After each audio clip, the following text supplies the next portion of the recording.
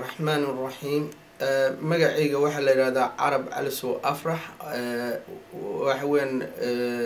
waxaan ku xiranahay community-kan ilaa muddo ayaana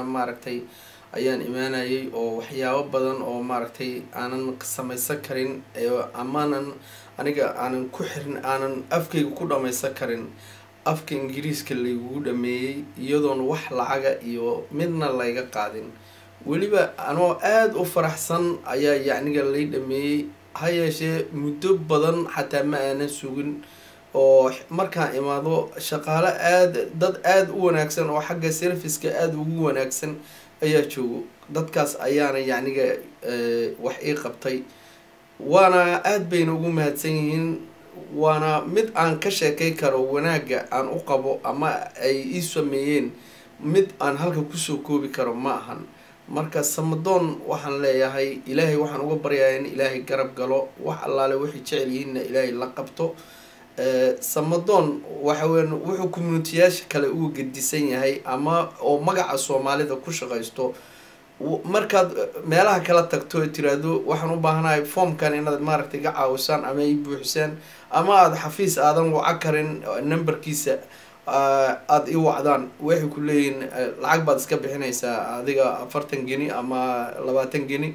marka samadoon wax lacaga iyo wax midna qarasha ma ku weydiinayo marka u timaado wixii dadka soo horeeyay ayaad ku daba faylaysaa markay kuwaas baxaana si dhaqsiya ayaa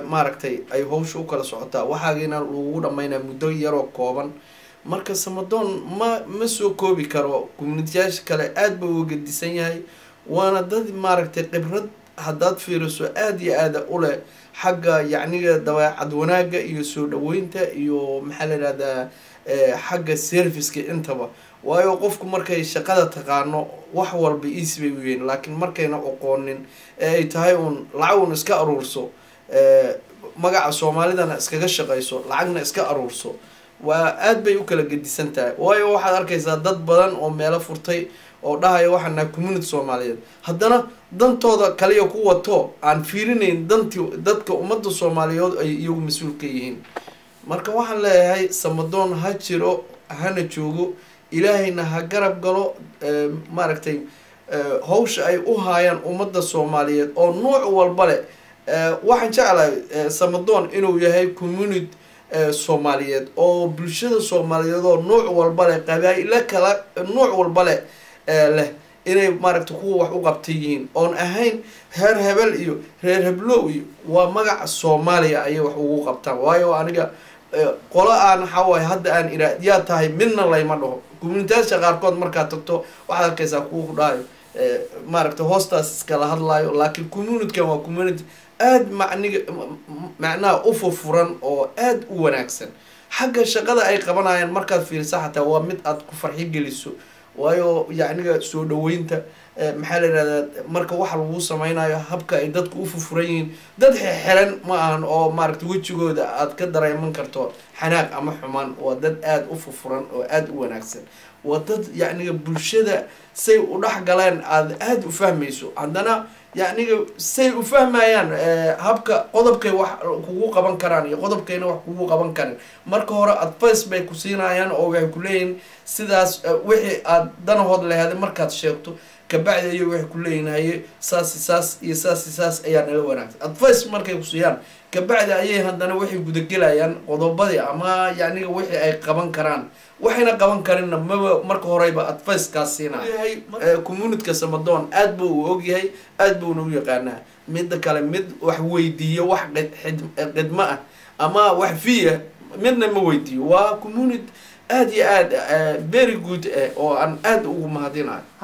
waana mahadsantihiin community-ka ragga ka shaqeeyo iyo gabdhaha ka shaqeeyo iyo dhammaan dadka service-ka soo dhaweynta nooc walba leh aad bay u mahadsan yihiin waana u mahad celinayaa waxaana leeyahay ilaahay ha idin garab galo sidaad ummadda Soomaaliyeed ugu shaqaynaysaan ilaahayna waxaan ka baryaynaa inuu waddankeennina isagana nooga dhigo nabad oo aan yacniga dhibaatada nahayso oo ama qurbaha ku hayso ummadda Soomaaliyeed in ilaahay ka saaro oo noqono kuwo yacniga ilaahay xarigiisa qabsado dad muslim lagu sheegayo oo 24 saac iyagu qabaa'ilay isu dilay aad bay u dhib badan tahay marka ilaahay waxaan ka baryayaa inuu qalbigeena isu soo dumo dhibaatadana dhaxtaal oo Soomaali dhaxtaalna oo reer hebel iyo reer hebelna ilaahay naga saaro waayo Soomaali waa wax habari oday isku dhashay qolo yacni ninkaad warsato ama gabadhaad warsato qolo walba laf baa u gashay marka Soomaali waa dad isla dhashay oo habriya oday isku dhaan laba qofood baa dhashay gabar iyo wiil ayaa kala dhaleen marka inay yacni iyagi waana dad 100% muslima inay iyagi isu ugaarsadaan reer hebel iyo reer hebel aad baa looga fiicay marka qof walba waxaan kula talinayaa intayna yacniga falin inay ka fiirsato waayo naftaada inaad marka intaan lagu xisaabin adiga xisaabiso ayaa fiican laakiin hadda wax walba waa dhihi karaa iyo waa yeeli karaa tira beri aadan ahayn oodan xooga aad hadda leedahay ama awoodan aadan lahayn ayaa lagu tagayaa oo lagu su'aalayaa kaligaana ay ku taa wixii su'aala hooyada waxba ku tirayn reer hebel waxba ku tirayn qabiil midna una wax ku tirayn oodan nabadoon aadan u yeeranayn maxaa la yiraahdaa community-kan aad ka wanaagsan aadan u yeeranaydon lahayn kale caaw meeshaas ayaa la tagayaa ninka qofka dadku jecel ayaa arag wax kaaga shubays qof kalena ma dhinta ha war nagada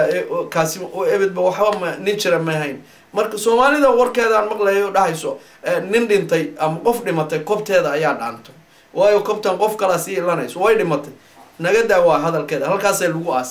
marka qof walba way dhimanaysaa meeshii baa la dhigayaa qofkii nasiib leh ayaa hesho karfantii marada yareed oo cadeed qofka nasiib lahayna ama bisad ama ay ayaa meel ku cunaayo hilibkeeda waayo idoon la asturin ayay tagaysaa marka qof walba waxaan kula dardaarmayaa inay xariga ilaahay qabsato islaamnimadii Soomaaliya lagu yiqiin iyo walaalnimadii iyo isjaceylkii lagu yiqiinna ay u soo noqdaan wixii dhacana way dhaceen ee la iska ilaabo yacniga dhibaatadii xurguftiya dhibkii dhacay xala dhalay in laga soo qaado laakiin hadii la xusiisto Soomaalidu waxay tiraa xusiistaa maxarish inuu laga haro ayaan yacni ummadda Soomaaliyeed kula dardaarmaya oo waliba magacayga ano waxa uu hay nafteyda ano ka bilaabay ummadda Soomaaliyeed ano ka bilaabay nafteyda waxaan kula dardaarmaya inay qabiil iyo iska dhaafan oo ilaahay xarigiisa qabsadaan ilaahayna u noqdaan wixii dhacana iska iloobaan wax walba way dhacaan laakiin haday dhacaan waxa la rabaa in laga sabro tiraahdo saasa dhacday saasa leegu sameeyay waa dhibkeeda ilaada waayo ilaahay baa wax walba ayaa ka amarkiisa ku dhaceen haddana sabar baa loo baahan yahay sabar baana nala faray sunnadii rasuulka ayayna kamid ahayd calayhi salaatu wasalaam in maaragta la isu sabro waayo qofkii xanaaqdo wuxuu ilaahay rasuulullaahi maxamed wuxuu qofkii xanaaqdo oon ka soo noqon ummadeyda kamid ma marka waa la xanaaqi karaa laakiin hadaa xanaaqdo inaad ka soo noqoto baa la rabaa waayo xusiista ma xiriirsho inuu la sabro ilaahay loo dhawaado ayaan yacni ummadda Soomaaliyeed kula dardaaran ma qaasaan nafteydana kula dardaarma iyo dhalinta ama ummadda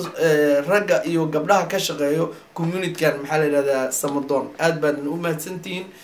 xaflad wicida aad wacdeen ama aad tiraadeen nagala soo qayb galna aad baad ugu mahadsantiin 100% aad baadna ugu mahadinaya. Assalaamu calaykum.